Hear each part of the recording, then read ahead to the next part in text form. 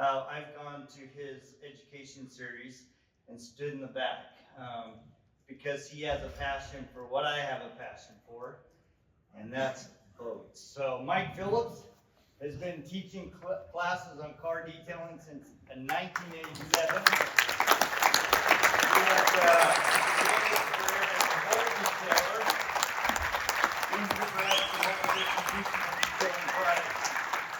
Throughout his career, he has worked with such industry powerhouses as McGuire's, Automotive, 3D Products International, and now Dr. Beasley's. He has served as a host for 2 TV shows on car detailing, a competition-ready TV show on the Velocity Channel, and Auto Geek's What's in the Garage. He is the author of 5 car detailing books and 1 boat detailing book. Another book is in the works. So what's that? 6, 7 books? Holy crap. The Art of Detailing, Complete Guide to a Show Car Shine, the Rupes Bigfoot Paint Polishing System, Flex XC, 3401 VRG Dual Action Orbital Polisher, How to Detail Boats with Marine 31, and the list goes on. He's been the guest detailing expert for multiple TV shows, including My Classic Car Wash, Chasing Classic Cars, 2 Guys Garage, Truck U, and Motorhead Garage. What haven't you done? Good grief. He's written over 1,000 articles on the topics of auto and marine detailing. 1,000. He was the detailing trainer of McGuire's.com from 1987 to 2009, as well as the director of training for AutoGeek.com from 2009 to 2021. After that, the global director of training for 3D International. Now he's hard at work at Dr. Beasley's. Mike has been intensely involved in the IDA from the start. He served on the board and various committees, and he's also an active RIT. He has educated the detailing industry itself and brought the detailing profession to wider renown amongst the general population. Mike Phillips, class of 24.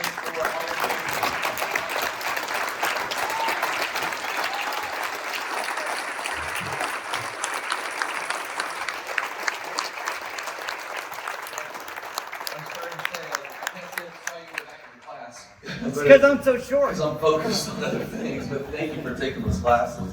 I'm always honored that anybody would read any article I've written, watch any video, read any book, take any class, and especially here at Mobile Tech Expo. I'm usually not a loss for words, but I'm not a loss for words right now either. I just want to say thank you to some people that are very important to me that I wouldn't be here and I wouldn't have done all the things that I have done in this career. And that would be my mom and dad. I grew up in a family of 4 kids. My little sister was blind, and that took a toll on the family in a lot of different ways. But the one thing that my mom and dad did is they instilled a very strong work ethic in all of his kids. And I've never shied away from doing hard work. The other person I like to thank is behind anybody that's accomplished anything is their partner. So my wife, Stacy Phillips, she puts up with me.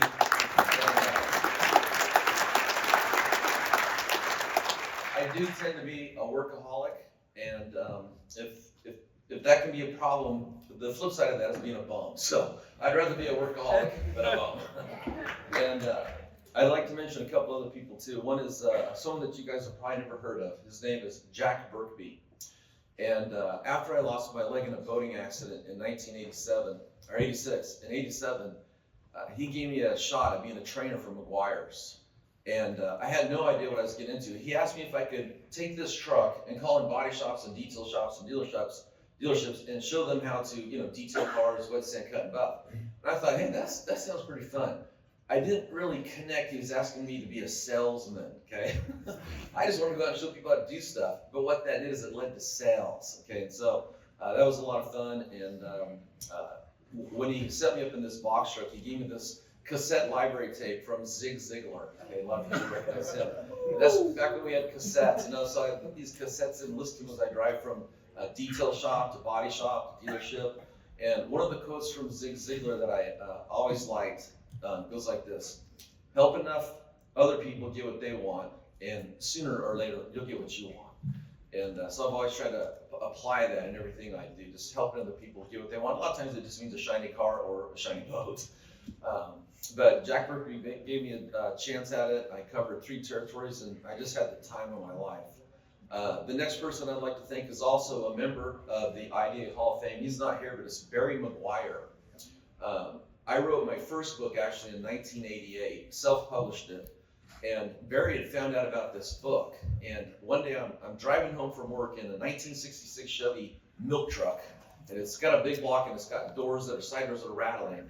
And I just got this thing called a cell phone, and it rings, and I'm thinking, who could be calling me? I just got this, no one has my number. And my wife he'd called, somehow got a hold of us, and my wife gave him this number, and he goes, "This is Barry McGuire, is this Mike Phillips?" And I go, "The Barry McGuire?" And he goes, "That's right, Barry McGuire." So I go, "Give me a second, Barry, let me park my milk truck so I can hear you."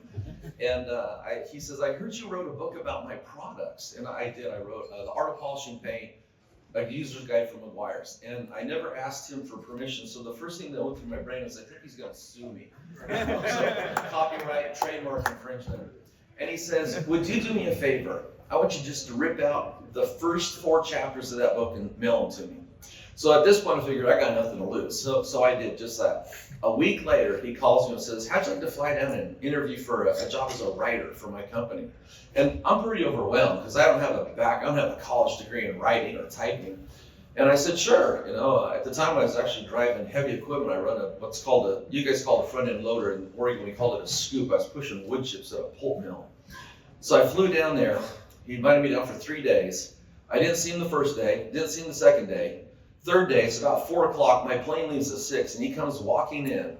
And you know how when you meet people, they put their hand out and they say, "Hi, my name is blank." Let me show you what he did. He put his hand out and says, "I love your writing." And so I said, "I love your writing." And he goes, "How'd you like to work for me as a writer?" And of course I said yes. And they created a position called corporate writer, and I took over all the writing duties for Barry McGuire. And the fact that that guy would trust me, someone that he probably didn't know from Adam, was really an honor. It was really an honor, and it's also a really hard job. And then I would be remiss without saying thank you to Bob McKee. He stole me away from Barry, and I went out and taught the detailing classes that I brought up from McGuire's. He asked me to come out and teach it at a thing he called Detail Fest. And so I thought, okay, what am I getting myself into? And after I taught a class, he brought me into his office. And I love this. He says, what would it take for me to steal you from McGuire's? So I wrote my salary down on a little piece of Post-it note, and I shoved it over to him.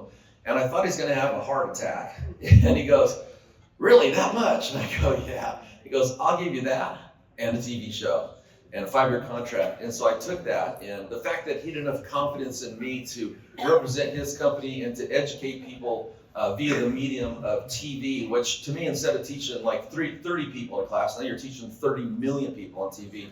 That was another huge pinnacle moment in my life. And of course, so we tried that, and it struggled. A TV show on detail is kind of like watching paint dry or watching grass grow. You can only watch someone buff so long. So it's a real challenge. We did a second TV show called Competition Ready.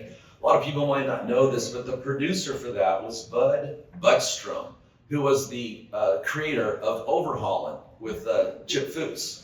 So we had a lot of talented, but again, we actually took over Barry McGuire's old-time stuff for Car Crazy, and it had better viewership than his TV show.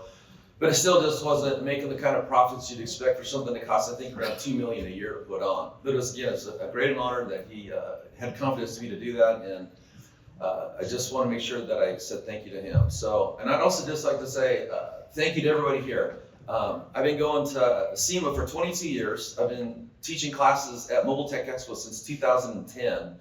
And I love MTE over SEMA, just because we're more of a community.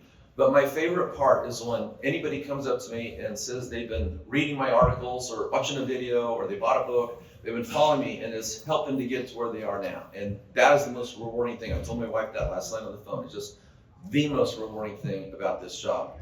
And I never really started to get into this industry this all happened by accident. I have 2 passions in life.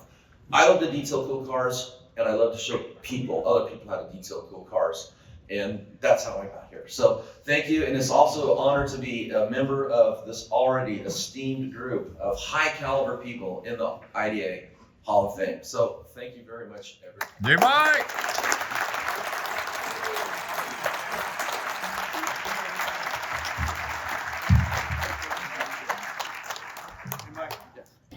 here, quiet.